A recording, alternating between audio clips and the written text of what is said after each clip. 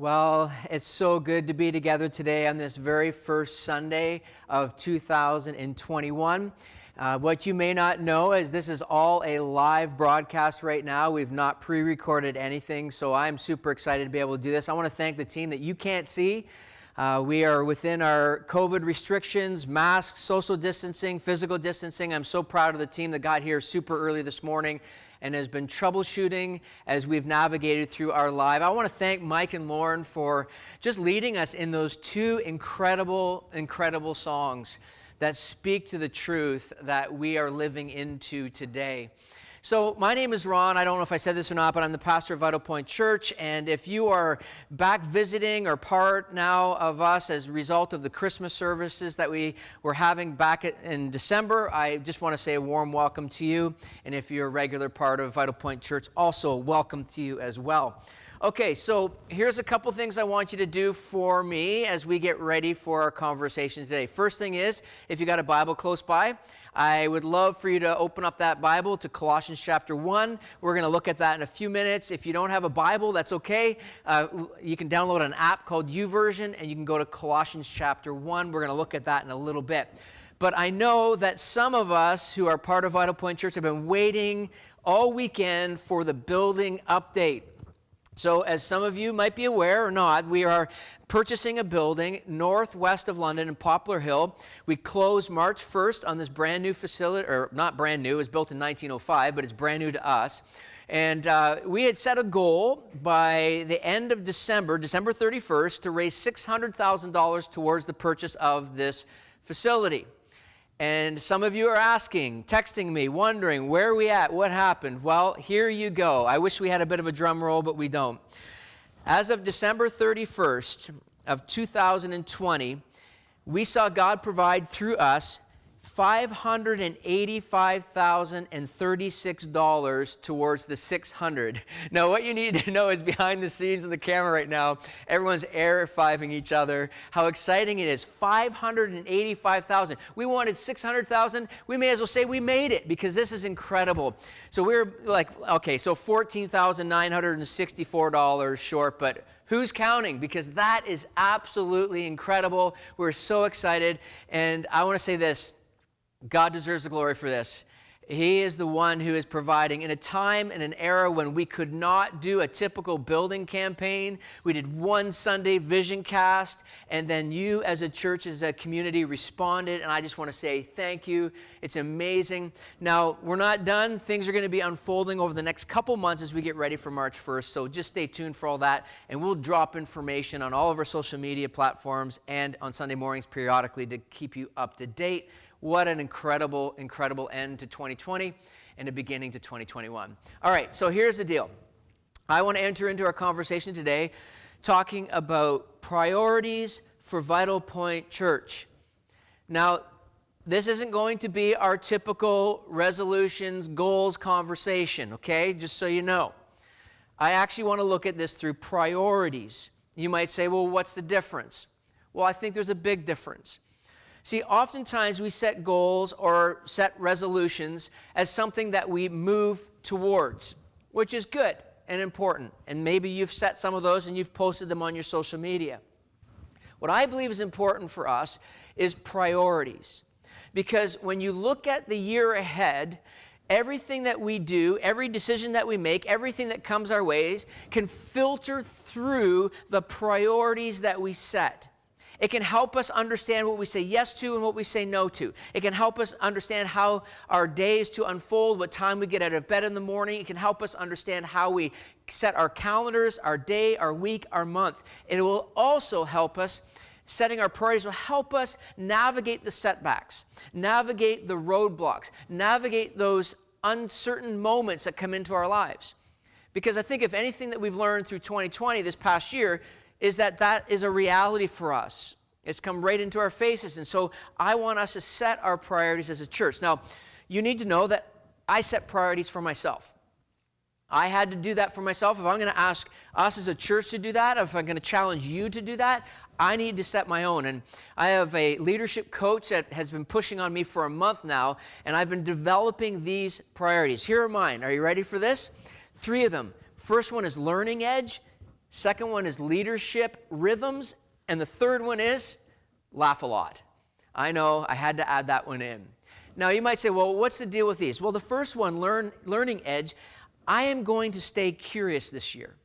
I am going to be curious. I'm going to ask questions. I'm going to be reading. I'm going to be doing things that stretch my learning edge outside of my regular pattern and routine of reading and learning part of who I am.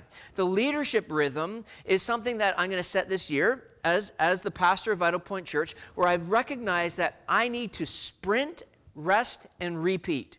So there's going to be seasons where I'm going to sprint hard, and then I'm going to rest, refuel, and then I'm going to repeat. I know we want to talk about life's a marathon and all that kind of stuff, blah, blah, blah, but I see it more as sprint, rest, repeat. So that's how I'm going to approach that. And then laugh a lot. You might say, really, Ron, seriously? But it's true. I want to find ways this year to simply have fun. Just F-U-N. I got to be careful how I say that, I guess, but have fun. It's what I want to do this year. I want to put myself in relationships and contexts where I'm going to laugh and just enjoy what God has blessed me with in the relationships that I have. Now, you might say, whoa, Ron, hang on a second. You're a pastor. You have nothing in there about faith and Jesus. Like, you should have had him in there. But here's what I want you to know about my life. I don't view my faith as a drawer in the cabinet of my life. I view my faith as the cabinet and everything else fits in. Boom, we can drop the mic and pray and close right there. Because some of you just went, what? Here's the reality of this, is that when your faith, whether you understand faith or not, if you see faith as the cabinet of your life, then everything else becomes a drawers that fit inside of that. And so for me, that's how I see this and how I'm viewing this year. So mine are going to be learning edge, leadership rhythm, and laugh a lot. Like a lot, okay? All right, now, let me transition to, okay, what then are the priorities for Vital Point Church? Like, what are they? Like, you might be even asking yourself. Maybe you say, okay, I've been around long enough and I hear words about explore and grow, and we give room for people who are not even connected to church or understand Jesus. We're a place for people to sink the roots of their faith deeper. But what are the priorities? Okay. So what I want you to know is we have 3 priorities this year, all right? Are you ready for them? And they're 3 words: formation, engagement, and obedience. Formation, engagement, and obedience. If you want to say them out loud in your home, you go right ahead, but those are the 3 words that we're looking at. Formation is developing spiritual disciplines that form our life around our faith.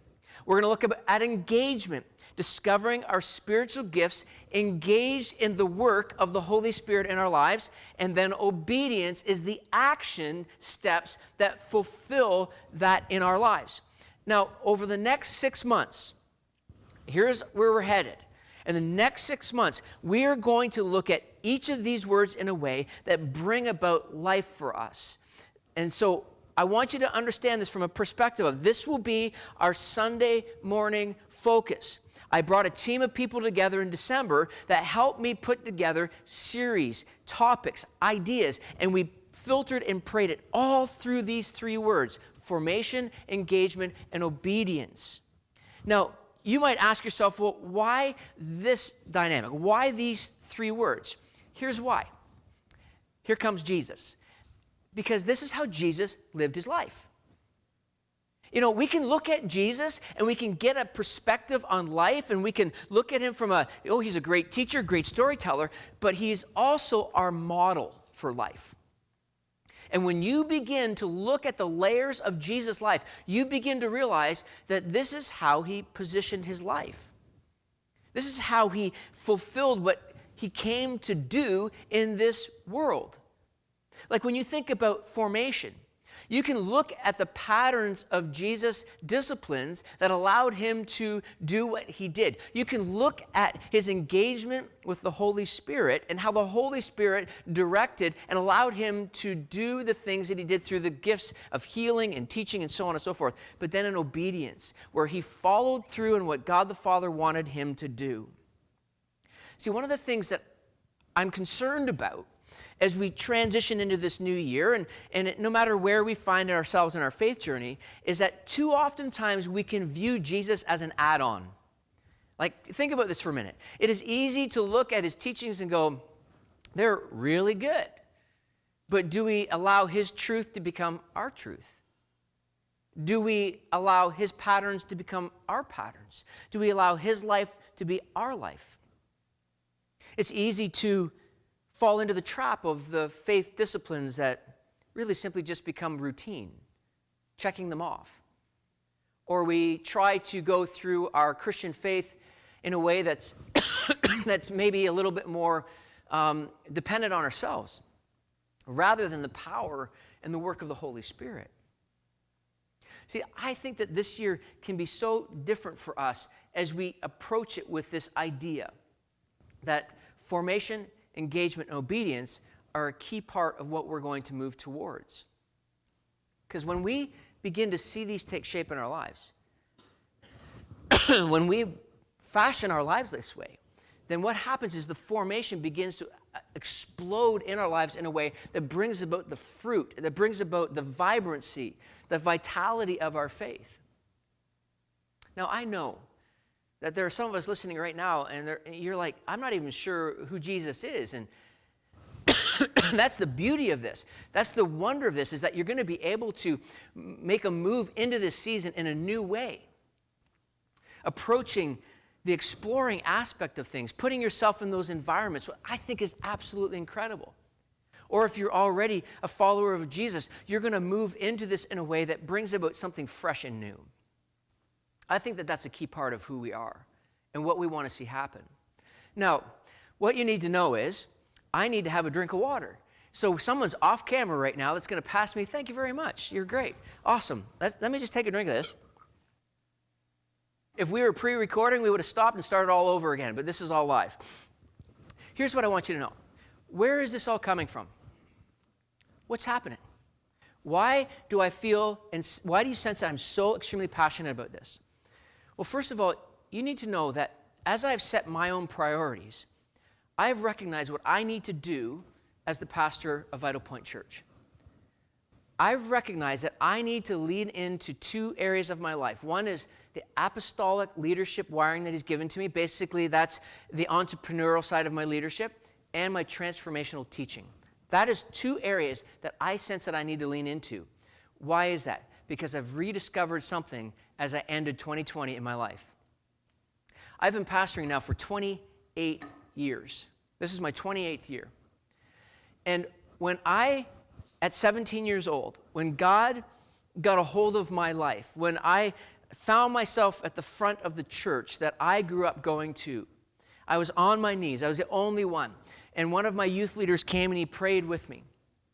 God started unfolding something in my life that has become very clear again for me as I've come to the end of 2020 and started 2021. Is that I've recognized that apostolic leadership component and the teaching transformational side of who I am. And this year, I'm going to lean into that and lead us as a church in this direction. Now, what you also need to know is that when I started pastoring, God gave me two verses from Colossians chapter 1. These two verses are verses that have traveled with me for my entire pastoral career. Like, it has been these two verses that have dialed me in when I've gotten off track. I want to share them with you today as we look at them through the lens of formation, engagement, and obedience. Colossians chapter 1, verses 28 and 29. Here are the verses.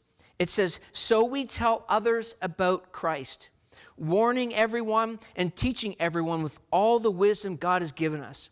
We want to present them to God perfect in their relationship to Christ. That is why I work and struggle so hard, depending on Christ's mighty power that works within me." The writer of this letter is a guy named the Apostle Paul. And the Apostle Paul was writing to a group of Christians that were eventually going to be called the church. And what he did for them was he established for them the necessity of a life formed around Jesus. Notice what he says right from the very beginning. He says, "So we tell others about Christ." What I love about that is he uses the word "we."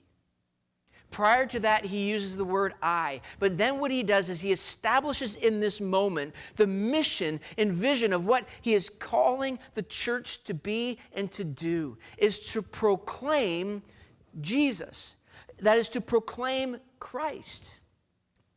It would be so easy for us as a church to have people look at us. And I know that at times through our social media, we're trying to draw attention to Vital Point Church, but ultimately what you need to know is that there's an aspect of understanding that we are to point people to Jesus. So if you're watching right now and you're not a Jesus follower, we're pointing to him so that you will know and understand that his life can be your life, that you can have your old life gone and a new life begin. The very reason why we called this church Vital Point Church is because we want to point people to Jesus, that he is vital to life here and now, but also in eternity. What I love about this is that there's an intentionality of this. There's a purpose behind this. We want to see your life formed by him. Aspects of your life like your mind, your emotions, your feelings, your strength, your dreams, to be influenced by him. This is why we tell others about Christ. Because we believe that there's an element of this that's unfolding right now, that some of you right now are being drawn into this newfound relationship with him. Others of you are finding a fresh new approach already in 2021 to your relationship. That's what we're trying to do. But I love what he does. He says two things: warning everyone and teaching everyone. Warning everyone and teaching everyone about the wisdom of God. Now that warning is also can be used as this word admonish, but I think you get the idea. Is that we as a church are called to be the church that points not only to Christ, but to the wisdom that comes from God. That a wisdom that we can draw on, a wisdom that we can build our lives in and around, that we can be open to the wisdom that comes in. And sometimes we need to be warned about things. Like, for example, there's times when we realize that the culture and the world around us, as beautiful and amazing as it can be at times, there are times when it's trying to force us into a mold of a wisdom that is contrary to the wisdom of God. Like if you spent any time reflecting on your life in this past year, you've recognized this. You've realized that the patterns and rhythms that you have developed over time have been out of sync a little bit with the wisdom of God. And for some of us, we have come back in alignment with that. Because why? There was wisdom, there was teaching, there was admonishment, there was warnings that were happening going off inside of you. And you're like, whoa, I see now. It's almost like the difference between Jesus talking about having your life built on the sand or built on the firm foundation of Jesus, because the wisdom is ultimately found in him. Now, what I love about this whole idea is that he actually transitions it to something very powerful. And it's revealed in the phrase where he says, we want to present them to God, perfect in their relationship to God. This is what's driven me for 28 years in my pastoral career, is that I have a passion and a desire to see people fully mature in their relationship with Jesus. That not only come in contact with him and have the transformational conversation and this new life begin, but this idea of this life formed by him. He uses the word perfect, which is a scary little word that we all kind of like, well, I can't be perfect. That's not what we're talking about. It's talking about moving towards full maturity so that over time, what happens is that people still see you, yes. They see, Jim, or they see Betty, or they see, you can put your own name in there. But ultimately, people are drawn to Jesus because your life is formed by him. Let me share a funny story with you. I was telling the team about this earlier. I had this moment years ago when I was the pastor of a church in London, here in London, Ontario, called Forest City Community Church. And I had this moment where a mom came to me in the atrium, and she pulled me aside. She said, hey, can you come talk to my son? He was like 5 or 6 years old, I think. And so I said, sure. I said, what do you want me to talk to him about? He says, well, every time you walk by, he goes, there goes Jesus. Now, you need to be clear. understand, this kid obviously didn't know me, didn't understand who I was, but he would say this to me. He would say, there goes Jesus. So I said, sure, I'll be happy to go over and talk to your kid. So I wish I could get down on my knee for you, but I can't because the camera person would probably shoot me right now. But I got down on my knee, and I got into his face, and I said, hey, how's it going? And I so desperately want to say, hi, my name is Jesus, but I didn't do it. I said, hey, my name is Ron. Now, I want you to think about that funny little story for a moment.